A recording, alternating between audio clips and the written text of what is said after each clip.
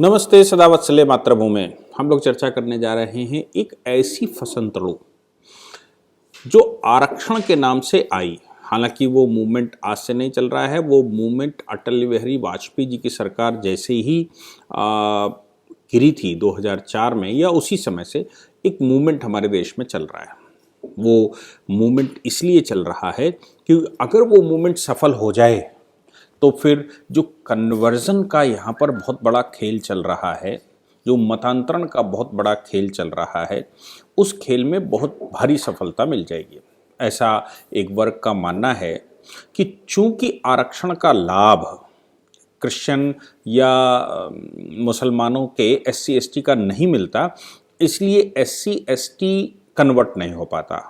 उन्होंने टारगेट बनाया है, इसलिए आप ओवैसी का बयान सुनेंगे, पाकिस्तान से बयान सुनेंगे, जितने मुस्लिम स्कॉलर्स हिंदुस्तान में हैं, जितने क्रिश्चियन स्कॉलर्स यहाँ पर बैठे हुए हैं, अर्बन नक्सल्स यहाँ पर बैठे हुए हैं, या अपोजिशन पार्टियों के लोग हैं जिनको लगता है कि मतांतरण से उनको वोट बैंक उनका सिक्योर होगा, वो सभी इस प्रयास में लगातार लगे हुए हैं कि किसी प्रकार से कन्वर्टेड एससी एसटी का रिजर्वेशन मिल जाए। यानी कि जब एससी एसटी कन्वर्ट हो और ईसाई या मुसलमान बने तो फिर उसको आरक्षण उसके साथ जाए।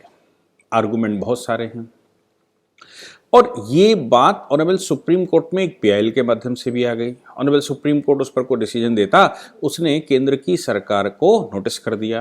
केंद्र की सरकार ने नोटिस लेते हुए उस पर जवाब देने की बजाय उन्होंने एक कमीशन अपॉइंट कर दिया और उस कमीशन का 2 वर्ष का समय दे दिया। Honourable justice retired KG Balakrishnan साहब की अध्यक्षता में ऐसा हो गया। हालांकि ऑनरेबल जस्टिस केजी बालाकृष्णन साहब के विषय में भी बहुत सारे प्रश्न खड़े होते हैं और लोग, मतलब मैं कहता हूँ, उनके जजमेंट या उनके जो ऑर्डर्स हैं या जो उनका विचार उनको जानने वाले लोग हैं, उन्होंने भी उन पर बहुत सारे प्रश्न खड़े किए हैं कि भाई ऑनरेबल जस्टिस केजी बालाकृष्णन क्यों। लेकिन मोदी जी का मुझे लगता है यहाँ तक मानना रहा होगा कि जो दलित जज हैं उनको ही इस पर काम करना चाहिए, क्योंकि केजी बालाकृष्णन साहब सुप्रीम कोर्ट के चीफ जस्टिस हुए और वो दलित समाज से आते थे। अब सवाल यहाँ पर बड़ी बुरी पेंच फंसी हुई है कि मोदी सरकार ने सुप्रीम कोर्ट में जवाब देने के बजाय ये कमीशन क्यों अपॉइंट किया और कमीशन 2 वर्ष के लिए क्यों अपॉइंट किया। तो एक विचार ये भी है कि honourable justice Chandrachud chief justice बनने वाले हैं, तो ये संभव है कि इस केस में कुछ ऐसा डिसीजन आ जाए जो कि देश के लिए अच्छा ना हो और सरकार के लिए अच्छा ना हो। दूसरे समाज का ये भी कहना है कि ऑनरेबल जस्टिस केजी बालाकृष्णन साहब जो चूंकि चीफ जस्टिस थे, इसलिए अब सुप्रीम कोर्ट उन पर बहुत बड़ा एक्शन या बहुत कुछ नहीं कह पाएगा, वो शांत हो जाएगा। 2 वर्ष का समय निकल जाएगा और 2 वर्ष का समय ही कमीशन को दिया गया है। एक वर्ग का ये भी कहना है कि 2024 का चुनाव निकल जाएगा, क्योंकि 2024 के चुनाव से पहले इन दोनों में से कोई एक काम होता है तो फिर सरकार के लिए वो फसंतड़ू बनता है। अब लेकिन जो टेक्निकल पॉइंट मोदी जी ने फंसाया कि सुप्रीम कोर्ट में जवाब देने की बजाय उन्होंने कमीशन बनाया, उसमें एक विचार ये भी आता है कि मोदी जी ने अब देश में एक बहस का पॉइंट छोड़ दिया और 2 वर्ष का समय दे दिया कि इस पर बहस होनी चाहिए, इस पर चर्चा होनी चाहिए और ये डिस्कोर्स में आना चाहिए। अब डिस्कोर्स में आने का मतलब आप समझिए क्या होता है। मैं एक आर्टिकल पढ़ रहा था एक अर्बन नक्सल वेबसाइट पर। उनका कहना है कि अंबेडकर राइट्स, जो डॉक्टर अंबेडकर को मानते हैं, ऐसे अंबेडकर राइट भी विभाजित हो गए हैं। अंबेडकर राइट विभाजित हो गए मतलब कि दलित, क्रिश्चियन और मुसलमान के आरक्षण को लेकर जो डॉक्टर अंबेडकर को मानते हैं, और ये अर्बन नक्सल्स के चक्कर में फंसकर वो दुनिया भर की रिसर्चें जेएनयू, जादवपुर, जामिया मिलिया, एएमयू ऐसी यूनिवर्सिटियों में करते रहते हैं और इन यूनिवर्सिटियों में बहुत सारी रिसर्चें, दलित साहित्य लिखा जाता है, दलितों को अत्याचार हुआ ऐसा बताया जाता है, इसलिए उनको डॉक्टर अंबेडकर की शरण में आना चाहिए। ये भी कहा जाता है डॉक्टर अंबेडकर बौद्धिज्म हो गए थे इसलिए। लेकिन बुद्धिज्म हो गए थे, इस बात को लेकर लगातार मूवमेंट विदेशों से चलता है। ये मूवमेंट चलता है कि अगर हम क्रिश्चियन या मुसलमान में कन्वर्ट नहीं कर पा रहे हैं तो फिर दलित बना लेना चाहिए। और इनको सभी को बुद्धिज्म बना लेना चाहिए। कम से कम देवी देवताओं से, मंदिरों से इनकी आस्था हटे, और जैसे जैसे मंदिरों से आस्था हटेगी तो फिर कन्वर्जन करना आसान हो जाएगा।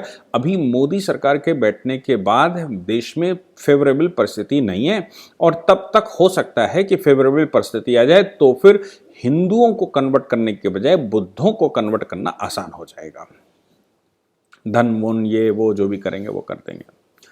अब इसमें जो टेक्निकल पॉइंट फंसा वो क्या है, जो दलित मुस्लिम राजनीति करने वाले लोग हैं, ओवैसी जैसे लोग, या जो बाम सेव करता है, या जो दलित ऑर्गेनाइजेशनें करती हैं, कांग्रेस भी ऐसी राजनीति करती है, तो जो दलित मुस्लिम राजनीति करने वाले लोग हैं वो अब डिवाइड हो गए। अब ओवैसी के सामने समस्या ये है कि वो इस्लाम का रोना रोए, या फिर वो जो दलित मुसलमान हो गए हैं उनको आरक्षण दिलवाए। तो जब इस्लाम में कन्वर्जन या क्रिश्चियनिटी में कन्वर्जन क्या कह के करवाया था, कन्वर्जन करवाते समय तो सबसे बड़ा मुद्दा यही छेड़ा गया कि भाई आपके साथ बहुत अत्याचार हुए हैं, आप बहुत निकृष्ट दृष्टि से देखे जाते हैं। अच्छा, निकृष्ट सबसे कमाल की बात यह है कि 832 वर्ष के, लगभग 850 वर्ष के मुस्लिम और ईसाई शासन के दौरान भारत में, मतलब 850 वर्ष का ईसाई मुस्लिम शासन बहुत लंबा शासन होता है। 850 का मतलब ये हो जाता है कि अगर एक पीढ़ी हम 20 वर्ष की मानेंगे तो 40 पीढ़ियां क्रॉस कर गई। 40 पीढ़ियों का शासन, और उस शासन के दौरान ये जो वर्ण व्यवस्था भारत की थी, जाति व्यवस्था जो भारत की थी, और जाति के आधार पर व्यवसाय व्यवस्था, सिक्योर जॉब था बचपन में जन्म लेते ही, वो सारी व्यवस्था उन्होंने भंग की, स्ट्रक्चर को भंग किया। स्ट्रक्चर को भंग करने के साथ साथ उनको अछूत इन्होंने ही बनाया, और उनको एहसास दिलाया तुम अछूत हो, क्योंकि व्यवसाय उनका भंग हुआ तो फिर अब कुछ बचा नहीं, तो अब छोटे बड़े हो गए। और फिर अंग्रेजों ने, ईसाइयों ने आकर तो यहाँ पर फुल फ्लैश उस पर रिसर्चें कर डाली और सही से मोबिलाइजेशन किया, कन्वर्सन किया। तो ये लोग जिन्होंने भारतीय स्ट्रक्चर को भंग करके जाति विशेषियों को ये एहसास दिलाया कि तुम निकृष्ट हो, ये एहसास दिलाया कि आपका भारत में सम्मान नहीं है, और व्यवस्था इन्होंने ही भंग की, वो कन्वर्जन ये कह के करवाते रहे। वो उनका कन्वर्जन का उद्देश्य ये था, और जो पूरी ताकत थी वो ये था कि तुम्हारे साथ यहां न्याय नहीं हो रहा, ऐसी व्यवस्था में आ जाओ जहां जाति व्यवस्था है ही नहीं। यानी कि कहते ये हैं कि इस्लाम और क्रिश्चियनिटी में जाति व्यवस्था है ही नहीं, जाति नाम की चीज नहीं है। सिंपल फॉर्मूला है इस्लाम का, एक अल्लाह, उनका जो मैसेंजर है वो मोहम्मद है, मोहम्मद को एक किताब अल्लाह ने दी, वो किताब कुरान है।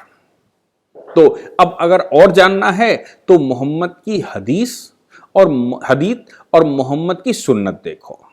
वो एक आइडियल व्यक्ति जो अल्लाह ने मैसेंजर बनाकर, अपना दूत बनाकर, पैगंबर बनाकर भेजा था। यहां कोई जाति व्यवस्था है नहीं, और हम जातियों पर विश्वास नहीं करते। हमारे कोई देवी देवता अलग नहीं हैं, देवी देवता उनके सिर्फ एक हैं, और वो अल्लाह हैं, और जमीन पर पैगंबर हैं, और पैगंबर के सुन्नत है, पैगंबर की हदीस है, और कुरान है।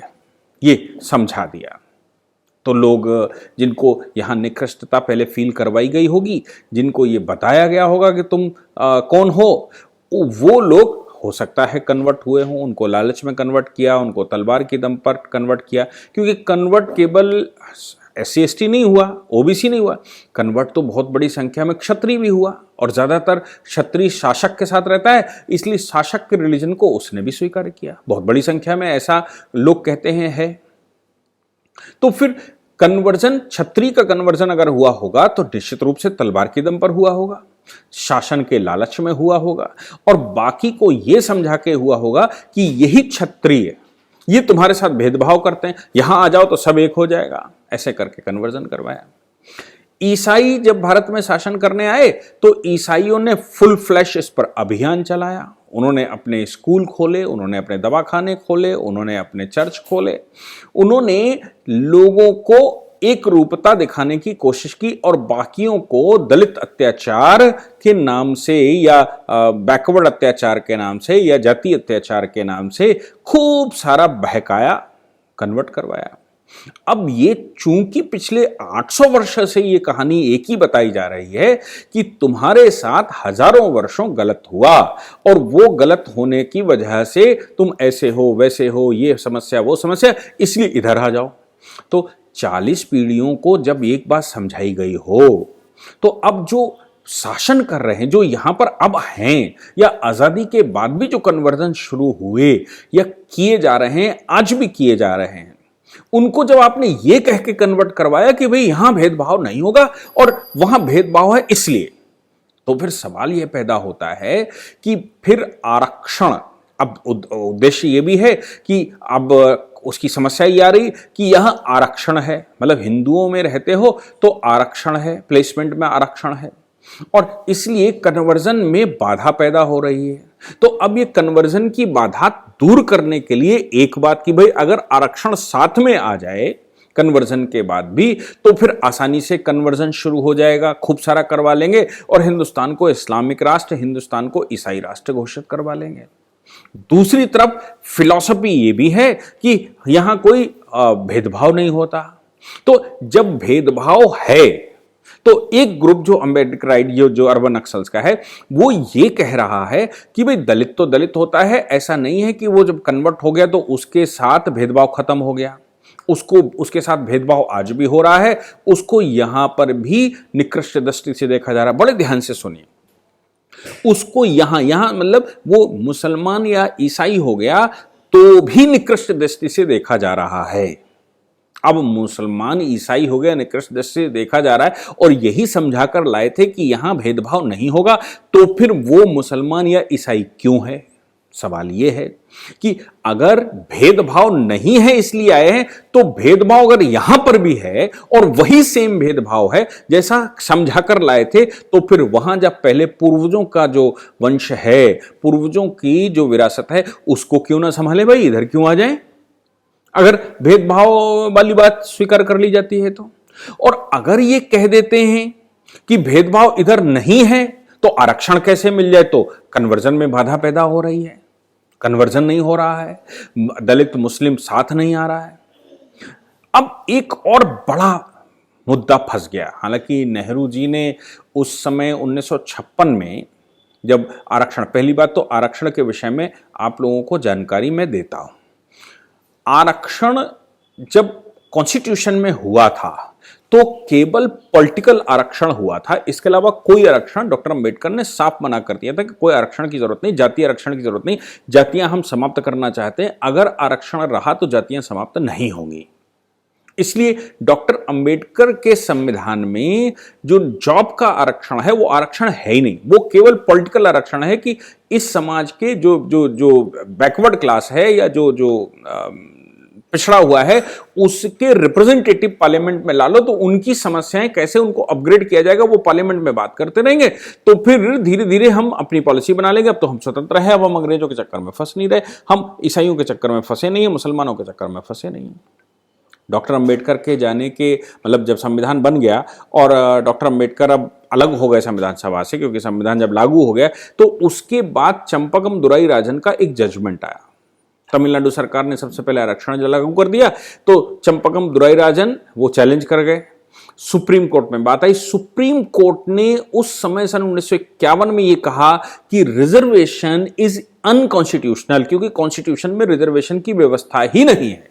यह बड़ी बेंच ने कह दिया रिजर्वेशन की व्यवस्था नहीं, इसलिए तमिलनाडु सरकार ने जो रिजर्वेशन किया है वो रिजर्वेशन ठीक नहीं है, वो अवैधानिक है। नेहरू जी ने क्या किया कि आरक्षण जो संविधान का पहला संशोधन आया था, मतलब फर्स्ट अमेंडमेंट ऑफ कॉन्स्टिट्यूशन, उसमें आर्टिकल 15(4) आर्टिकल 16(4) जोड़ दिया, 16(4) और 15(4) जोड़ दिया। आर्टिकल 15-16 में संशोधन करके आरक्षण संविधान में लागू कर दिया, संविधान में ले आए। अब आरक्षण संविधान में ले आए तो आरक्षण का गेम खेल गए। बौद्धों ने ये उस समय प्रयास कर लिए और उन्होंने कहा कि भाई हम तो दलित वर्ग हैं, हम तो ऐसे कन्वर्ट हुए वैसे कन्वर्ट हुए, हमारा आरक्षण रहना चाहिए। तो 1954 में नेहरू जी ने वो नोटिफिकेशन जारी करवा दिया और उस नोटिफिकेशन में उनको भी आरक्षण दिलवा दिया कि भाई ये जो बौद्ध हैं जो कन्वर्ट होते हैं वो SC ST होंगे।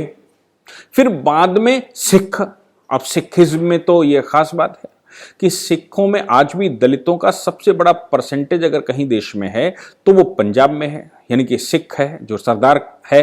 तो सरदार सबसे बड़ा आरक्षण क्लेमेंट है, इसीलिए कांशी राम ने जब पॉलिटिक्स शुरू की तो उन्होंने पंजाब से शुरू की थी, बाद में वो शिफ्ट होकर उत्तर प्रदेश आ गई मायावती के नेतृत्व में, लेकिन पॉलिटिक्स शुरू हुई थी पंजाब से।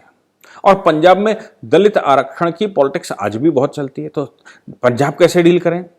पंजाब को डील करने के लिए फिर बाद में पंजाब में भी सिखों में भी वो लागू हो गया कि भाई ये भी दलित होंगे, इनको भी रिजर्वेशन का लाभ मिलेगा। ये पॉलिटिक्स कर गए। जब आप सिख हो गए तो सिख होने का मतलब है कि आप अपग्रेड हो गए, सारे बराबर हो गए, अब तो सिंह हो गए, और सिंहों को रिजर्वेशन की जरूरत कहां पड़ती है।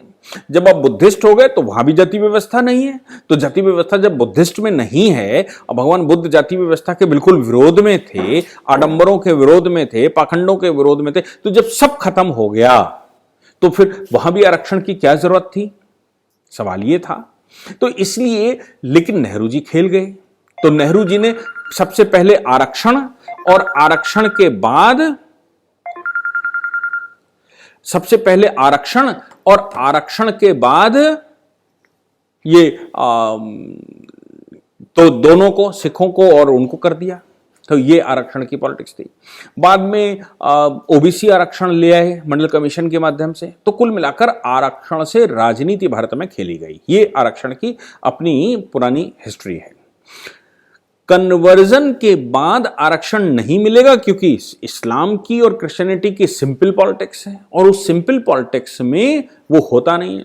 तो अब सवाल यहां पर ये फंस गया कि जो दलित मुस्लिम राजनीति करने वाले थे उनका क्या होगा। दूसरी बात एक और फंसी जो इस समय किसी का ध्यान मुझे नहीं लगता है कि नहीं जा रहा है, वो है कि जब ओबीसी रिजर्वेशन हुआ तो ओबीसी रिजर्वेशन में मुस्लिम और ईसाई दोनों कवर किए गए। यानी कि ओबीसी मुस्लिम हो सकते हैं, ओबीसी ईसाई हो सकते हैं। तो बात वहीं पर है कि अगर वो दलित नहीं हो सकते तो ओबीसी कैसे हो सकते हैं? जब जहां जाति व्यवस्था है ही नहीं तो अदर बैकवर्ड क्लास कैसे हो सकते हैं? लेकिन उन्होंने कहा कि भाई इनमें भी बैकवर्ड क्लास हो सकते हैं, ये अदर बैकवर्ड्स हैं, जाति रिजर्वेशन नहीं है, ये अदर बैकवर्ड हैं। ये आर्गूमेंट दिया गया, लेकिन आरक्षण दे दिया गया। तो मुसलमान जो अपने आप को SC ST कहता था उसने ओबीसी रिजर्वेशन में अपने आप को रजिस्टर करवा लिया। तो वो रिजर्वेशन का लाभ तो ले रहा है, लेकिन वो लाभ वो किसका रिजर्वेशन कवर करता है? वो रिजर्वेशन कवर करता है ओबीसी का, जो 27% ओबीसी का रिजर्वेशन मंडल कमीशन केस के बाद बीपी सिंह करके। तो इस पर किसी का ध्यान नहीं गया, लेकिन कवर तो उसने आफ्टर ऑल जाति व्यवस्था के विरुद्ध वहां गया, और उसके बावजूद उसने रिजर्वेशन यही ले लिया। तो ओबीसी के कोटे पर उसने कुठाराघात कर दिया। अब वो ओबीसी जो SC ST जो कन्वर्ट हो गया, मुसलमान या ईसाई हो गया, वो ओबीसी में रिजर्वेशन ले रहा है। अब सवाल यह है कि उसको SC ST में रिजर्वेशन चाहिए क्योंकि वहां अपॉर्चुनिटी ज्यादा है। अब जब पढ़ाई हो गई, आपको अच्छे संस्कार कहते हैं मिल गए, आप अच्छे स्कूलों में चले गए, मदरसे में पढ़ने लगे जो वर्ल्ड क्लास होते हैं, आप मिशनरियों के स्कूलों में पढ़ने लगे, आप खूब इंग्लिश फिंग्लिश करने लगे, ब्रो ब्रा ऐसे ये सब शब्द इस्तेमाल कर करके खूब सारा करने लगे। तो फिर अब सवाल यहां पर यह पैदा होता है कि रिजर्वेशन क्यों?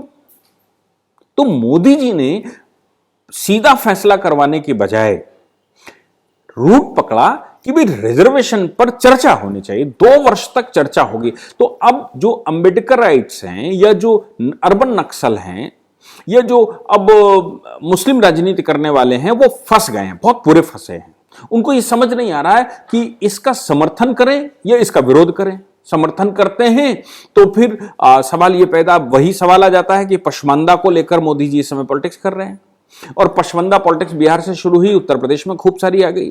पशमानदा का मतलब हो गया सैयद, शेख, पठान, मुगल, तुर्क को छोड़कर जो वर्ग वहां पर है। पशमानदा कह रहे हैं हमें रिजर्वेशन दो। अगर पशमानदा रिजर्वेशन हो जाता तो मुस्लिम यूनिटी टूट रही है, अगर ओबीसी एससी एसटी रिजर्वेशन दे दिया जाता है ईसाइयों में या मुसलमानों में, तो फिर ईसाई कहां रह गया? फिर तो वो जाति व्यवस्था में आ गया। और मुसलमानों में दे दिया जाता है तो फिर वो यूनाइट कहां रह गए, एक कहां रह गए? सवाल ये है। तो फिर वो अंदर से टूट रहे हैं, वो टूटे हुए हैं। देखिए वो टूटे हुए हैं। मैंने पहले भी कहा है, जस्टिस मुनीर कयानी कमीशन पाकिस्तान में बैठा था, जिसको ये पता करना था हु इज मुस्लिम कौन है। उसने 150 उलेमाओं से चर्चा की थी। 150 उलेमाओं ने अपनी अपनी इस्लाम की परिभाषा दी थी। और इसके बाद जस्टिस मुनीर कयानी कमीशन ने जो रिपोर्ट लगाई थी पाकिस्तान सरकार को, उसने कहा कि मैं ये नहीं बता सकता कि इस्लाम की सही डिफिनीशन क्या है। क्यों? क्योंकि जितने उलेमा बात करते हैं उनमें से अगर एक की बात मान ली जाए तो बाकी 149 झूठ बोल रहे हैं, और अगर दूसरे की बात मान जाए तो ये भी झूठ बोल रहा है। इसलिए ये बताया नहीं जा सकता कि हिंदुस्तान के अंदर या पाकिस्तान के अंदर असली में मुसलमान की परिभाषा क्या है। क्यों? क्योंकि अभी भी सैयद शेख पठान तुर्क मुगल वो मस्जिदों में वही प्रवेल करता है, वही अजान करवाता है, वही नमाज करवाता है। उनके जो जितने विद्यालय हैं दारुल उलूम सहित, उनमें सब में आज भी वही प्रोफेसर टीचर है। जितनी यूनिवर्सिटियां बनी हुई हैं उनमें वही प्रोफेसर टीचर हैं और वो प्रिवेल करते हैं। उनकी मस्जिदें अलग होती हैं, उनके जनाजे निकलने के वो वाहन अलग होते हैं, उनकी जहां गड़ाया जाता है वो गड़ाने के स्थान अलग होते हैं, कब्रिस्तान अलग होते हैं। तो ये तो शुरू से होता है। तो फिर भेदभाव तो था, लेकिन इस बार जो मोदी जी ने कमीशन बिठाया, इससे जब चर्चा होनी शुरू करेगी, कमीशन बात करना शुरू करेगा, मुसलमानों से बात करना शुरू करेगा, ईसाइयों से बात करना शुरू करेगा, तो फिर वो मुस्लिम डेफिनेशन पर आ जाएगा फाइनली कमीशन। और कमीशन को यह बताना पड़ेगा मुस्लिम डेफिनेशन क्या, मुस्लिम डेफिनेशन में क्या एससी एसटी ओबीसी होते हैं, ईसाई डेफिनेशन में क्या एससी एसटी ओबीसी होते हैं, या रिजर्वेशन कैसे जाना चाहिए। तो एक ग्रुप ये कह रहा है कि नहीं, पिछड़ा तो पिछड़ा होता है, वो किसी भी रिलीजन में हो, क्योंकि उसको रिलीजन की जानकारी ही नहीं है, वो तो भयवश या लोभवश कन्वर्ट हो गया। तो वो कह रहा है पिछड़ा तो पिछड़ा है, हमारे साथ भेदभाव हो रहा है, हम तो आज भी दलित हैं, हमको मुसलमान हो गए तो भी दलित हैं, हम ईसाई हो गए तो भी दलित हैं। दूसरा वर्ग ये कह रहा है कि नहीं भाई, ये जो रिजर्वेशन है ये तो ईसाई और मुसलमान होने के बाद मिल ही नहीं सकता, क्योंकि ईसाई और मुसलमान तो भाई एक इक्वलिटी का वो है, ये तो यहां तो इक्वलिटी है, यहां तो भेदभाव है ही नहीं। तो किस करबट अपोजिट पॉलिटिक्स बैठेगी, ये एक बड़ी समस्या आ गई है। कमीशन ने अपनी बातचीत करनी शुरू कर दी है, और जैसे जैसे कमीशन बढ़ेगा, जैसे जैसे वो चर्चा करेगा, जैसे जैसे वो रिपोर्टें बढ़ाएगा, तो मुझे लगता है ये वही उसी सिचुएशन पर आएगा जो पाकिस्तान ने जस्टिस मुनीर और जस्टिस कयानी की अध्यक्षता में मुनीर कयानी कमीशन बैठाया था, वैसा ही यहां पर होगा। और जो ओबीसी रिजर्वेशन दे चुके हैं, बीपी सिंह दे गए हैं ओबीसी रिजर्वेशन मुसलमानों को और ईसाइयों को, वो भी साथ में चला जाएगा, निश्चित रूप से वो चला जाएगा। क्योंकि जिस समय ये डिसाइड होगा कि नहीं, ईसाइयत की जो मूल परिभाषा उसमें तो भेद है ही नहीं, मुसलमानों की जो मूल परिभाषा है उसमें भेद है ही नहीं, तो फिर ओबीसी एससी एसटी नहीं है तो ओबीसी क्यों है? और अगर ओबीसी है तो एससी एसटी भी हो सकता है, एससी एसटी हो सकता है, तो इधर जो एससी एसटी का रिजर्वेशन लेने वाले लोग हैं उनका रिजर्वेशन वो छीन रहे हैं। खासतौर से संसद में 84 सीटें लगभग में, जहां तक मुझे याद है 84 या 85 सीटें हैं जो रिजर्व हैं। अब उस पर केवल दलित चुनकर आता है, मुसलमान नहीं आता। उस पर चुनकर कहीं से ईसाई नहीं आता, वो दलित आता है।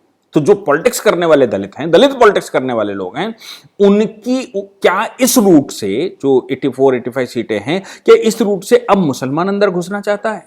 क्या इस रूट से अब ईसाई अंदर घुसना चाहता है? अगर मुसलमान और ईसाई को एससी एसटी का लाभ दे दिया गया, कन्वर्टेड को, तो आप ये समझ लीजिए कि जो ओबीसी राजनीति करने वाले लोग हैं, जो एससी एसटी की राजनीति करने वाले लोग हैं, उनकी राजनीति तो ठंडी हो जाएगी पूरी।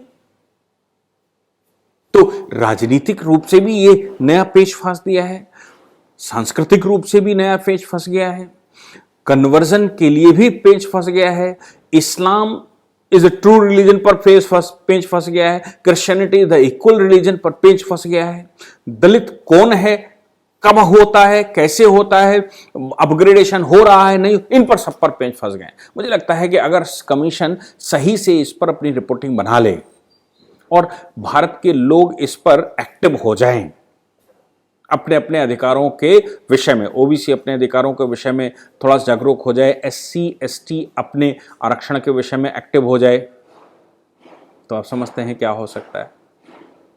मोदी जी ने मोदी जी ने सही पासा फेंका है। परिणाम क्या होंगे वो आगे हम लोग देखेंगे। जय हिंद, जय भारत, वंदे मातरम।